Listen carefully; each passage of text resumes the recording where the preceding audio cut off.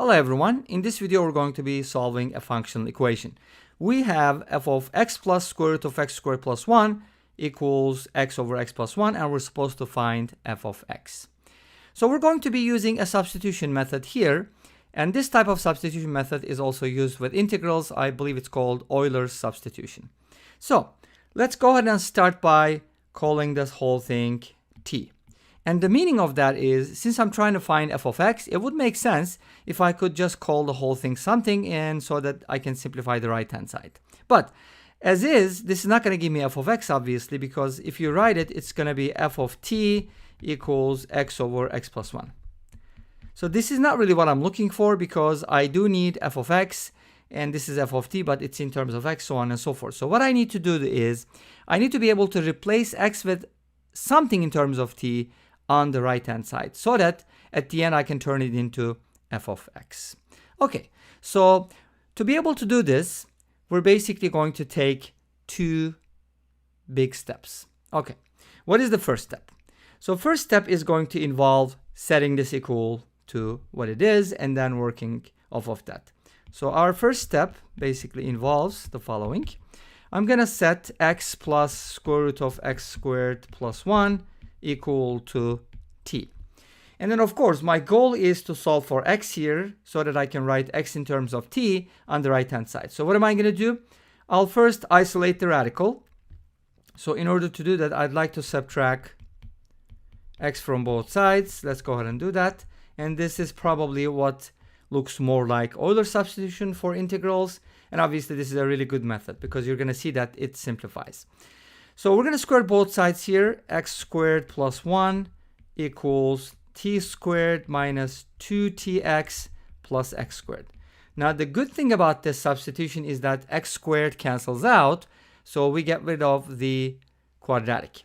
Let's go ahead and cancel out the x squared, so that we end up with this expression. Now in this expression, so I have something like this. 1 equals t squared minus 2tx. Am I trying to solve for t? No, because t is already solved for here.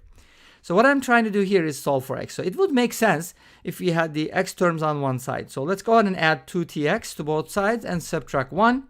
That should give me something like this. 2tx is equal to t squared minus 1. And since my goal is to solve for x here, it will make sense to divide both sides by 2t.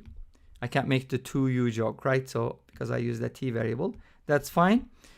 So that's a 2t. And if I divide both sides by 2t, they're going to cancel out, and we're going to get x in terms of t. So this is basically the first step. So we were trying to get x in terms of t, and we did. Okay, that's my first step. Now my second step involves substitution. Of course, the first step was also substitution, but if you go back to the first step, you notice that we named the whole thing t, and then we solve for x.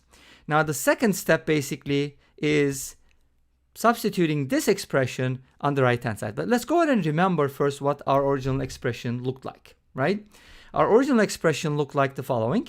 F of x plus the square root of x squared plus 1, and that equals x over x plus 1.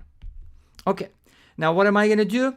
I'm going to use this expression here. I'm going to replace x with t squared minus 1 over 2t on both sides. But when I do it on the left hand side inside the parentheses, I already know that it's going to give me a t here, because that was my original substitution, right? So I do know that this is going to be a t automatically. So what I need to do is replace the x with what it is on the right hand side. Let's go ahead and do that. So this gives us f of t is equal to x, which is going to be replaced by t squared minus 1 over 2t over t squared minus 1 over 2t plus 1. Okay, so this is my f of t. Let's go ahead and simplify this. And when you're trying to simplify these kinds of things, it's pretty much the same thing, but I would like to, instead of making a common denominator, I would like to multiply the top and the bottom by 2t, because I believe it's going to take us to the result faster. And from here, we're going to be getting f of t is equal to 2t is going to cancel out, t squared minus 1 in the numerator. And the bottom, when you distribute to 2t is going to cancel out. It's going to leave us with t squared minus 1, and 1 times 2t is 2t. Obviously, I can write it as t squared minus 1 over t squared plus 2t minus 1. Of course, I do want to find f of x, so let's go ahead and replace t with x on both sides, which is a very easy step to do because you can use pretty much any variable on both sides of the equation as long as you use the same variable.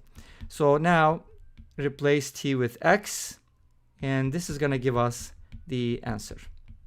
All right, and this brings us to the end of this video. Well, thank you for watching. I hope you enjoyed it. I'll see you tomorrow with another video. Until then, be safe, take care, and before I say bye-bye, don't forget to like, comment, and subscribe. Bye-bye.